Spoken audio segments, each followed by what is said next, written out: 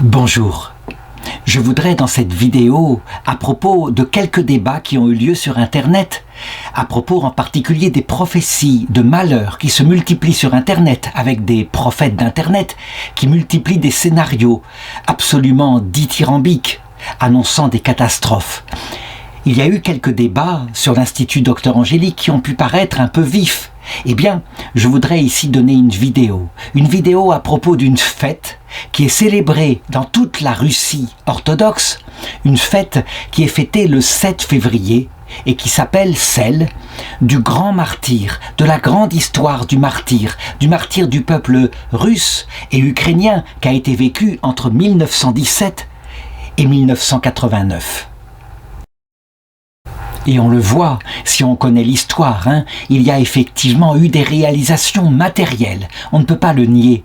Mais je voudrais montrer à travers cette vidéo à quel point, si on s'arrêtait aux prophéties matérielles, on ne comprendrait pas l'entièreté de la prophétie, qui est d'abord d'ordre spirituel, qui concerne évidemment l'Église universelle.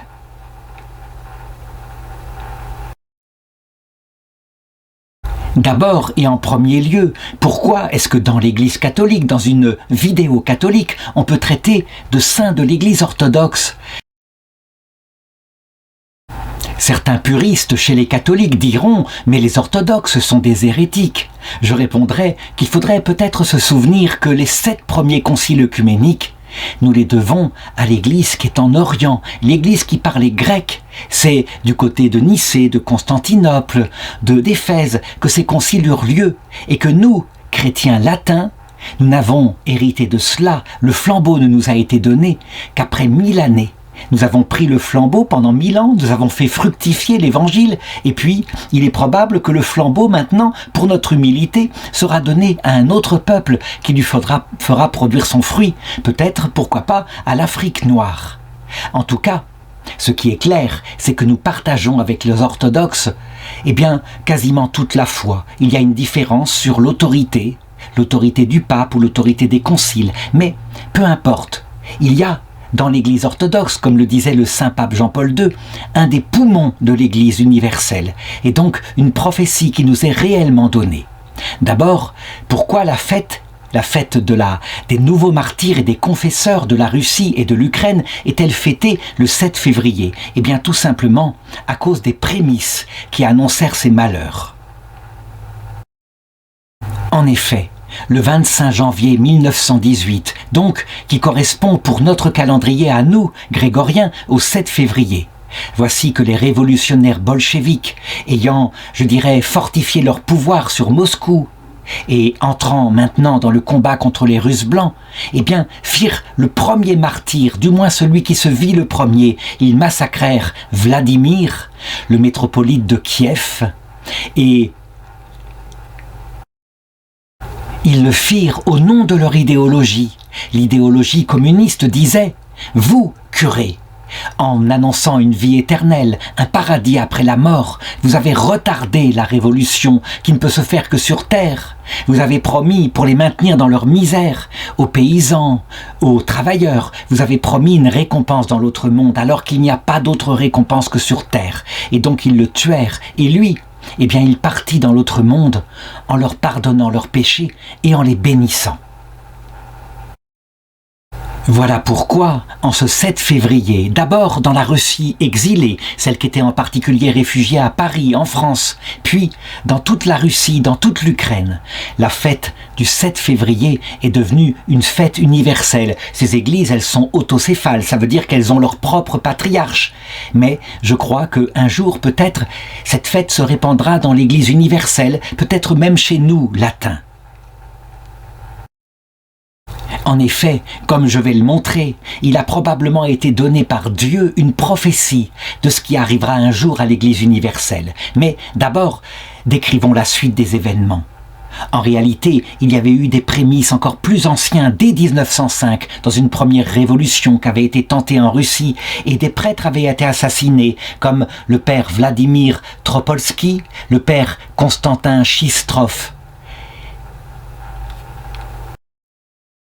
La haine se déchaîna pour ces raisons idéologiques contre des prêtres qui n'avaient fait que le bien dans leur paroisse, des prêtres dévoués. On peut penser aussi, par exemple, au martyr de l'archevêque Nikon, exarque de Géorgie, qui fut assassiné et qui fut crucifié sur sa propre église, sur la porte de sa propre église, de cette façon-là. Ce n'était qu'un début, évidemment. Par exemple, en 1918, dans la seule ville de Voronezh, 160 prêtres furent martyrisés. Ils avaient décidé d'éradiquer la foi catholique à travers l'Église visible, l'Église hiérarchique. Ce n'était qu'un début. Si on considère maintenant, en faisant le bilan, ceux qui furent tués en haine de la foi, ça veut dire véritablement parce qu'ils étaient des chrétiens fervents, qu'ils furent pris en train de prier. On estime que de l'époque, surtout de Lénine, de Staline, le nombre de chrétiens martyrs fut environ, en Russie, en Ukraine, de 20 millions. Et ce qui est étonnant, c'est que les bolcheviks s'attaquèrent en premier lieu à ce qui était visible. L'Église visible à travers les diacres, les prêtres, les évêques, les métropolites. C'est eux qui subirent évidemment le plus le sang du martyr. On peut le dire. La prophétie qui se trouve à la fin de l'Évangile selon saint Jean, où il est annoncé comment Pierre un jour mourra. Et Pierre effectivement est mort crucifié à Rome en l'an 60. Mais évidemment, cette prophétie qui ne concerne pas seulement Pierre, sinon elle ne serait pas dans l'Évangile, elle concerne symboliquement l'Église visible. Donc, Pierre symbolisant les hiérarques qui nous sont donnés pour le temps de la terre, pour nous diriger, comme des bergers guident les brebis, vers la vie éternelle. Effectivement, l'Église visible, là, en Russie soviétique, en Ukraine, a subi un martyre sanglant, visible, physiquement réalisé. Et aussi ceux qui étaient les plus visibles parmi les chrétiens, ceux qui étaient les plus fervents. Mais, curieusement, l'Église invisible, ceux qui priaient secrètement dans leur cœur, très souvent des femmes qui avaient été élevées dans la foi, qui n'abandonnèrent jamais le chapelet, soit catholique, soit la prière de Jésus, on leur doit extraordinairement, on leur doit la survie de la chrétienté en Russie. Et là, il faut que je fasse référence à la deuxième partie de la prophétie dans le chapitre 21 de l'Évangile selon saint Jean. Donc le dernier texte écrit dans le Nouveau Testament, puisque saint Jean quelque temps après mourut. Pierre, voyant derrière lui le disciple qu'il aimait, demanda à Jésus: « Et lui, Seigneur ?» Et Jésus lui répondit: « S'il me plaît qu'il demeure jusqu'à ce que je vienne, que t'importe?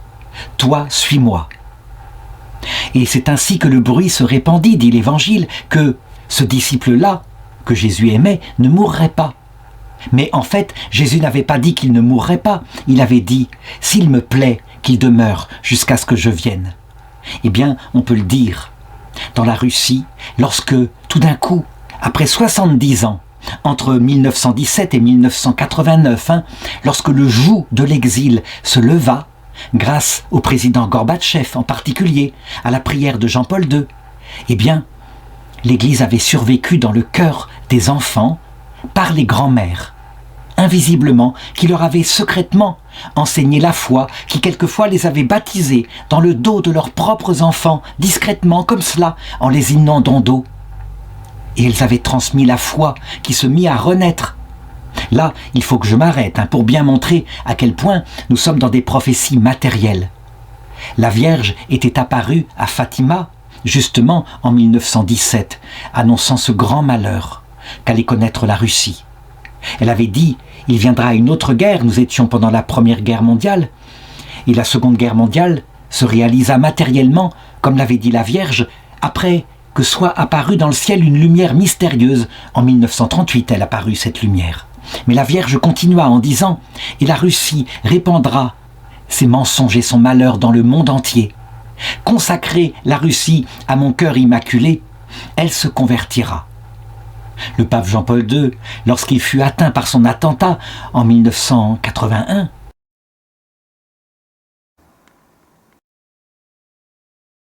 mit la balle du revolver qu'il avait touché et dont il avait vu de ses yeux l'ange de Fatima qui détournait la balle, mais pas assez pour ne pas le blesser tout de même, et il souffrit le martyre. Il écrivit après une encyclique sur la souffrance. Le pape Jean-Paul II mit la balle dans la couronne de la Vierge à Fatima, puis il se décida D'abord à consacrer, il n'osa pas consacrer la Russie directement, se disant que ça allait retomber sur des chrétiens innocents, qu'elle allait être martyrisée une fois de plus, mais il consacra le monde, et en pensant dans son cœur à la Russie. La Vierge parla à la petite Lucie de Fatima, la troisième voyante, en lui disant « Ça ne suffit pas, il faut que les évêques du monde entier s'unissent à cette consécration », ce que fit le pape Jean-Paul II. Mais cette fois, sans prononcer non plus le nom de la Russie, mais avec les évêques du monde entier qui le pensèrent très fort dans leur cœur. Et cette fois, la Vierge dit à Lucie de Fatima « Oui, la prière et la consécration a été reçue de Dieu. » C'est incroyable, mais quelque temps après, Gorbatchev fut élu, et 4 ans après, d'un seul coup, nous qui à l'époque étions jeunes, qui croyions vraiment que cette histoire allait se terminer dans une guerre nucléaire, le communisme s'écroula d'un coup, sans un seul mort, comme s'il était pourri de l'intérieur, et comme la Vierge l'avait promis. Son cœur immaculé avait triomphé, mais visiblement, physiquement, la Russie s'est convertie en ce sens qu'elle est devenue officiellement un pays chrétien orthodoxe. Ça ne veut pas dire que chaque Russe, individuellement, s'est converti. Non, les prophéties, quand elles se réalisent sur Terre, ce n'est jamais universellement, dans le cœur de chacun. Ça, c'est pour l'autre monde. Sur Terre, c'est plutôt de manière visible, de ces façons-là.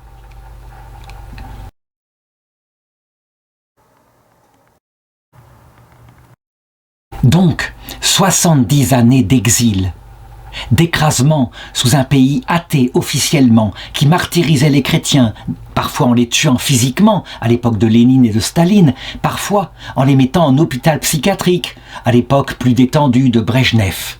C'est comme cela.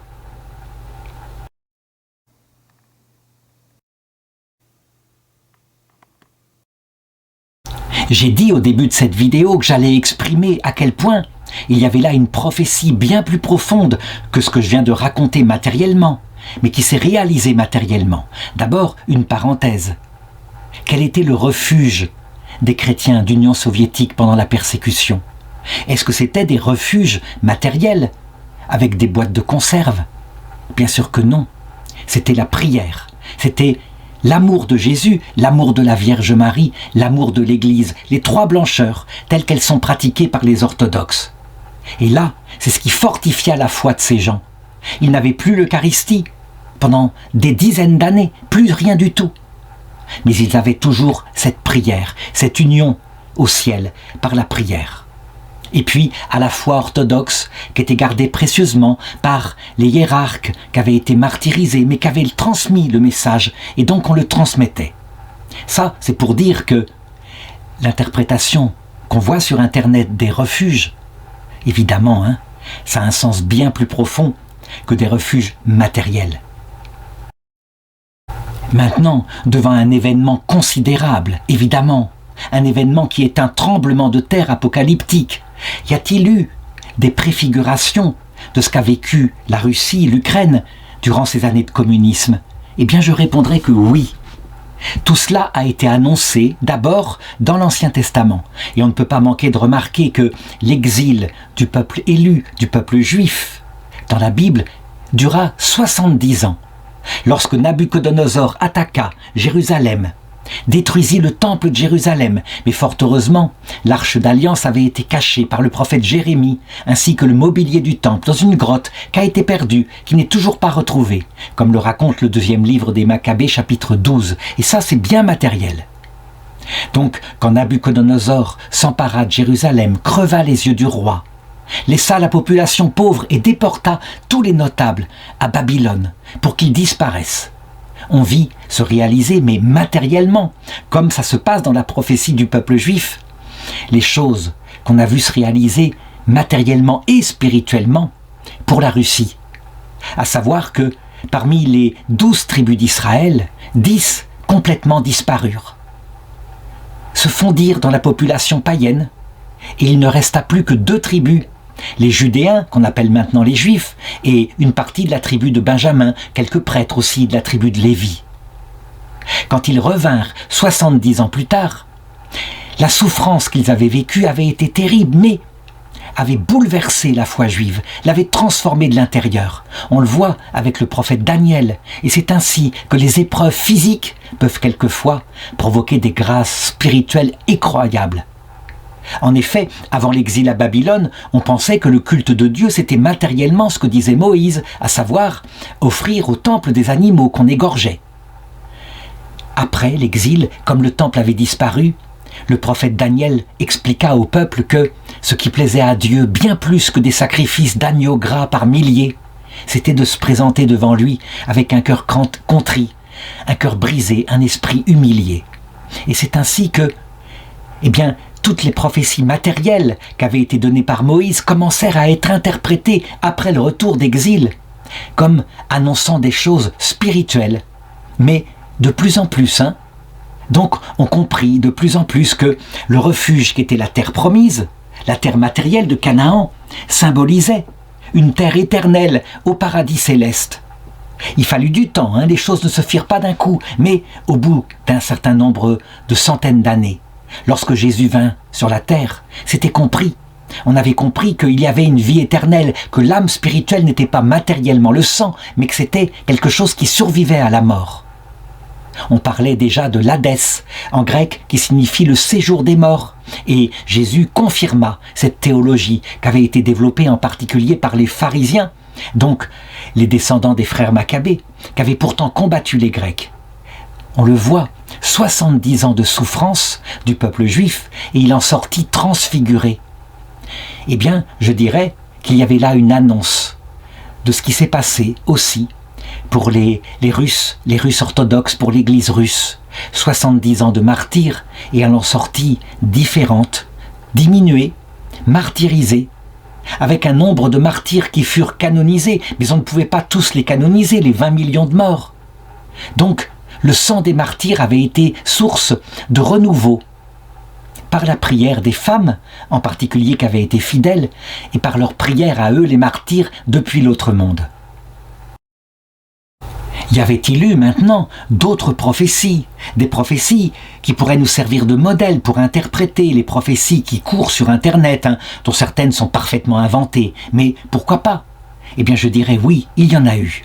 Et on en atteste en particulier chez Saint Séraphin de Sarov, un saint qui était mort en 1833, qui était né en 1754, un saint extraordinaire qui vivait selon la mode de la vie monastique inventée dans le désert d'Égypte au IVe siècle. Donc, comme moine dans un monastère, puis comme ermite pendant des années, vivant de rien au milieu des animaux. Et fort heureusement, à un moment donné, un homme vint le voir pour recevoir de lui des conseils spirituels. C'était un jeune noble qui venait de Moscou, qui s'appelait Motovilov. Et tout ce que nous savons de l'enseignement de Saint Séraphin de Sarov vient du récit qu'il en fit. Lorsqu'il réussit à s'approcher de lui, il neigeait, il faisait très sombre. Et tout d'un coup, il vit s'approcher un homme, c'était incroyable. Il brillait, il était lumineux physiquement.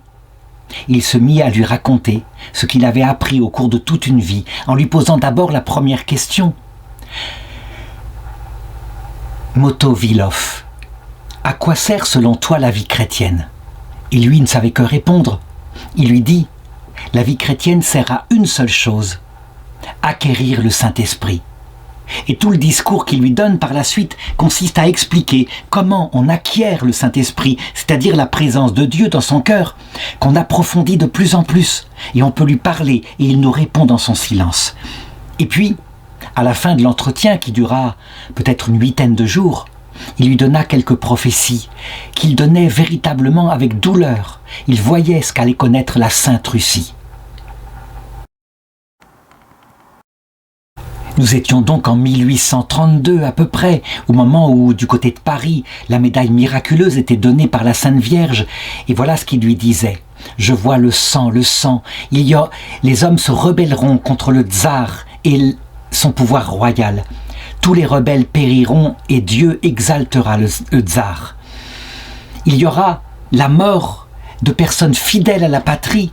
Il y aura le pillage des monastères, la profanation des églises du Seigneur, la destruction et le pillage des richesses des bonnes personnes, et je vois des rivières de sang russe qui couleront. Et il continuait, il racontait, avant ces événements, il y aura, pour une très courte durée, une grande joie, et en plein été on chantera Pâques. Mais cette joie sera de courte durée, et lorsque viendra le malheur de la Russie, la vie sera courte, et les anges au ciel auront de la peine pour ramasser le nombre des âmes qui leur parviendront. À quoi a correspondu ce temps de joie, de paix où on fête Pâques? Eh bien, probablement au tout début de la révolution soviétique, lorsque on décide qu'il y a une certaine égalité, que les serfs ne sont plus esclaves, etc. Mais c'est vrai, c'est de courte durée, un peu comme pour la Révolution française. 1789, c'est l'enthousiasme partout en France, y compris en Vendée.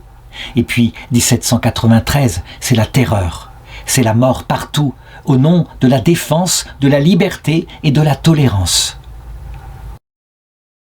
Donc on le voit dans cette belle prophétie qui nous a été rapportée par une lettre venant de la princesse Natalia Vladimirovna, une lettre qu'elle a écrite après avoir reçu de la bouche même de Motovilov le récit de ce qu'avait raconté Saint Séraphin de Sarov. Nous le voyons, les refuges, si on devait les appliquer maintenant après coup à la Russie, en 1917, à ce qu'elle a vécu. Le seul refuge pour sauver sa vie, c'était probablement d'émigrer en France ou aux États-Unis. Ça me semble évident. Mais, on le voit, le refuge pour la vie éternelle, par contre, il était où? Il était dans le fait de garder la prière et la foi, comme je l'ai dit tout à l'heure. Ça veut dire donc, on le voit clairement, le refuge matériel, c'est bien réel quand il y a persécution. Mais la vraie parole, celle qui annonce la vie éternelle, c'est le refuge spirituel. Donc, comment prendre les prophéties matérielles qui parlent d'un refuge matériel qu'il faut se créer? Eh bien, peut-être comme un père de famille, avec prudence, à savoir, il faut mettre quelques réserves de côté, mais c'est tout, pas plus. Il faut prendre évidemment tout cela, en sachant que ça parle d'abord du salut éternel. Et donc, avoir une foi totale, comme le disait Saint Jean Bosco, qui lui donna une prophétie très claire, une foi totale dans les trois blancheurs. Jésus dans son Eucharistie, Marie, Vierge Immaculée, et le pape dans son magistère infaillible. Quand il parle, il définit la foi, bien sûr, pas dans le reste.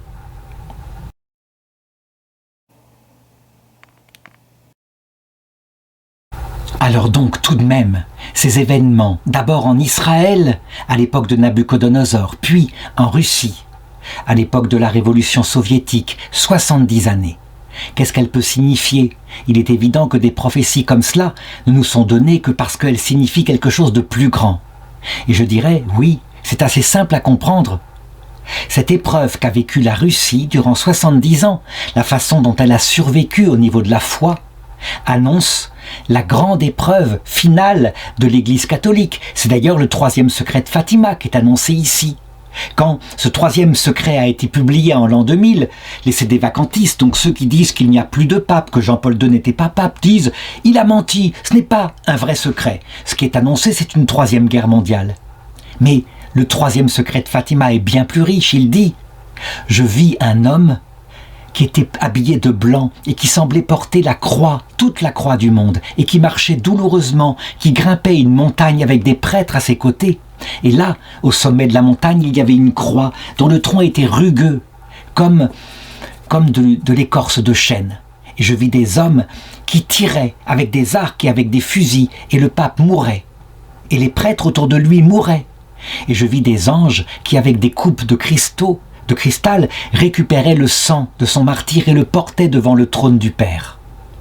La signification, elle est claire, elle est simple, elle est évidente. Un jour, l'Église universelle, à l'époque du dernier Antéchrist, subira ce qui est prophétisé à la fin de l'Évangile selon saint Jean. L'Église visible suivra le Christ dans son martyre. D'ailleurs, c'est ce que dit le catéchisme de l'Église catholique, comme quoi je n'invente pas quelque chose. Au numéro 675, c'est clairement dit, le pape Jean-Paul II a voulu que ce soit ajouté explicitement. Certains théologiens se grattaient la tête en disant d'où est-ce qu'il trouve cela? Eh bien, il le trouvait de son sens prophétique et de la lecture de l'Écriture. Il dit « Avant l'avènement du Christ, l'Église doit passer par une épreuve finale qui ébranlera la foi de nombreux croyants. La persécution qui accompagne son pèlerinage sur la terre dévoilera le mystère de l'iniquité. Le mystère de l'iniquité, qu'est-ce que c'est? C'est une notion théologique très précise. Ça signifie que le dernier des antéchrists qui viendra sur la terre ne sera pas comme ceux qu'on voit actuellement. Par exemple, en ce moment, on le voit bien. Comment est-il l'antéchrist? Celui qui marque sur la front et sur la main, au point que si on ne l'est pas, ça veut dire si on ne suit pas l'idéologie et si on n'agit pas à son service, on peut perdre son travail, connaître une mort sociale. À notre époque, en 2024, je fais cette vidéo, c'est assez évident. En France, eh bien, c'est la théorie wokiste. Affirmer qu'un homme est un homme, qu'une femme est une femme, que l'avortement, c'est l'un des plus grands crimes, objectivement, puisqu'on tue un enfant dont l'âme est créée à la conception. L'affirmer, le dire, n'importe quoi dans un enseignement, et même en école catholique, c'est certainement perdre son travail, je crois. Donc, on repère la marque de la bête de cette façon-là, c'est l'idéologie du temps. Eh bien, la dernière idéologie, elle n'est pas là, que sera-t-elle? Ce sera la révolte de Lucifer, telle que Lucifer l'avait présentée à Adam et Ève. Exactement la même, donc la raison du fait que, au début de ses œuvres, les anges et les démons, les anges de Lucifer, les démons, se sont révoltés contre Dieu. Ils ont refusé que la vie éternelle et la vision béatifique soient données en fonction de l'humilité et de l'amour. Ils l'ont réclamé en fonction d'un droit de nature, parce que, étant intelligents, ils sont faits pour voir la cause des causes. Et c'est logique. Leur révolte est précise. Et donc, ils refusèrent, en particulier, le projet que Dieu avait de créer l'homme et la femme, qui évidemment, du côté de l'humilité, seraient bien plus disposés que les anges, qui eux sont des intellects puissants. Et ils ne changent jamais d'idée. Donc, ils proposèrent à Adam et Ève ce projet. Si vous mangez de l'arbre de la connaissance du bien et du mal, ce qui veut dire si vous choisissez vous-même, avec votre intellect, ce que vous appelez bien, ce que vous appelez mal, si vous ne vous soumettez pas à la domination de Dieu, alors, premièrement, vous ne mourrez pas. Et c'est vrai, il y a une vie après la mort pour ceux qui sont révoltés contre Dieu. L'enfer, c'est une vie qui dure à jamais. Nous l'appelons l'enfer, mais lui l'appelle la liberté. Deuxièmement, Dieu sait que vos yeux s'ouvriront. Vous verrez le bien et le mal. Vous déciderez de votre propre destin. Vous serez comme Dieu. C'est ça la révolte de Lucifer. Rien de plus. C'est une religion qui annonce la vie après la mort, mais avec un Dieu dont la lumière s'appelle fierté. Orgueil, c'est un dragon rouge-feu, symboliquement, évidemment. Donc on ne peut pas le confondre avec le Christ, qui est la lumière de l'humilité infinie, poussée jusqu'à la mort sur la croix, et de l'amour. Bref, que dit le catéchisme? Eh bien qu'à l'époque, quand viendra ce dernier antéchrist, alors l'Église visible, universelle, connaîtra, dans ses membres qui se voient, pape, évêque, prêtre, un martyr. Est-ce que ce sera un martyr sanglant ou un martyr par une mort sociale? Je ne peux pas dire, je ne sais pas. Ça, c'est le secret de Dieu. Mais on peut penser qu'en général, la haine pour un projet millénariste comme cela se réalise aussi dans l'homicide physique. Et en ce qui concerne alors Jean, qui devra survivre jusqu'au retour du Christ, d'après l'Évangile selon saint Jean chapitre 21, eh bien, on le voit, ça s'est réalisé en Russie soviétique. Il y aura toujours des personnes qui, imitant la Vierge Marie à la croix, qui jamais une seule fois n'a douté que son fils était en train de remporter la victoire. Il y aura des gens qui, proches de la Vierge Marie, priant dans leur cœur, alors que l'Église subira son martyre, que leur cœur sera torturé de voir ainsi de telles persécutions, et les jeunes ne plus croire en rien et se tourner vers cet humanisme diabolique que présentera le dernier antéchrist. Il y aura des gens pour savoir que ça y est, bientôt le Christ revient pour tout le monde en même temps, que la victoire est acquise parce que l'Église suit le Christ dans son martyre, et en offrant son martyre, les anges récupèrent cette offrande, la posent devant Dieu et provoquent par leur prière le retour du Christ dans sa gloire.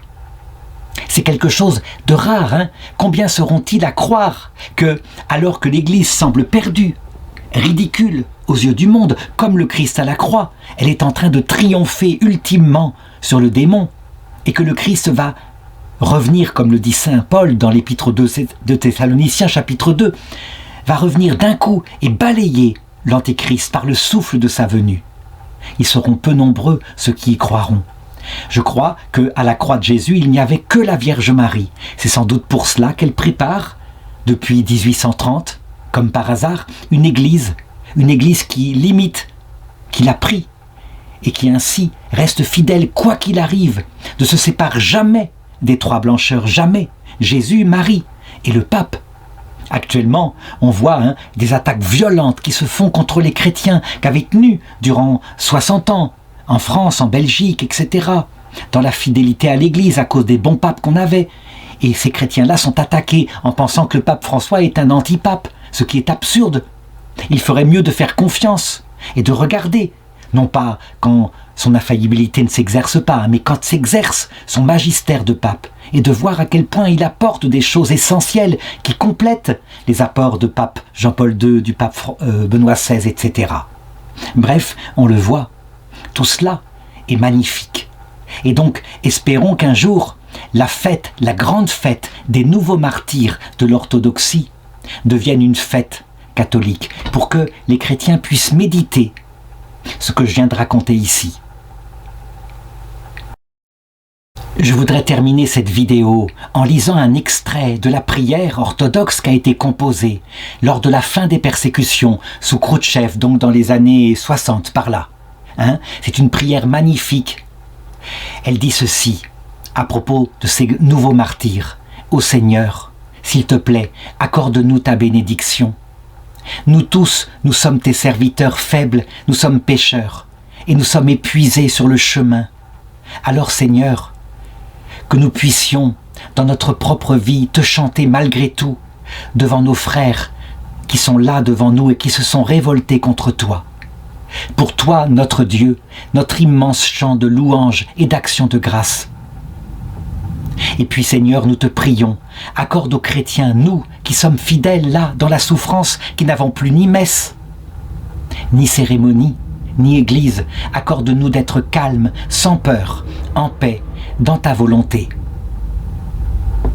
Pardonne-nous et bénis-nous tous, nous qui sommes les voleurs, les samaritains, les prostituées, les enfants, ceux qui tombent le long du chemin et pour qui tu es venu pour ceux qui étaient malades, nous sommes les malades.